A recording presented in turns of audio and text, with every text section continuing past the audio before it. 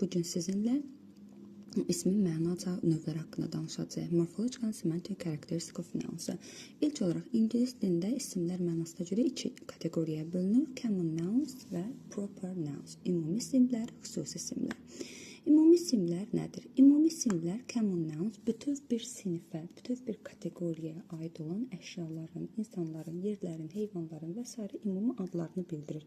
Məsələn, a man, a dog, a river, a country table. A man ya a dog ya a country deyəndə biz ümumilikdə ümumi bir country və yaxud da ki a tree deyəndə ümumilikdə bir hər hansısa bir tree ağac nəzərdə tuturuq.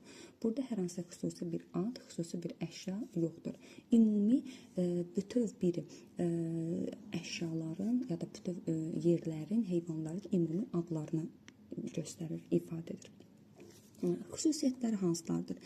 İlk olaraq deyək ki, ümumi isimlər cümlənin əvvəli istisna olmaqla kiçik hərflə yazdırırlar. Yəni, amma cümlənin əvvəlində gələrsə, o zaman böyük hərflə qeyd edə bilərik. Cəmlənə bilərlər. Məsələn, cat sözü cəmləndiririk. Qarşısında rəqəm işlənə bilər. 2 cats, 3 cats, 4 cats deyə bilərik. Article işlənə bilər. A cat. Amma xüsusi isimlərə gəldikdə isə, xüsusi isimlər proper nouns, bunların demək olar ki, əksidir. Proper nouns müəyyən bir şəxsi, müəyyən bir yeri, təşkilatı, günü və s. konkret bir adı bildirən sözlərdir. Məsələn, London, Africa, Monday, Mary və s. Burada xüsusi bir ad var.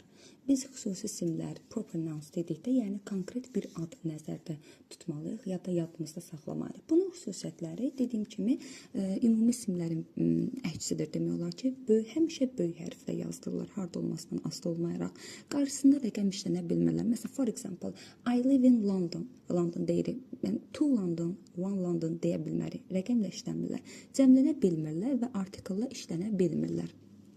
Burada bir istisna hal var ki, cəmlənə bilmək ya da article işləmək məsələsində xüsusi isim daha çox soyadlardan söhbət gedir.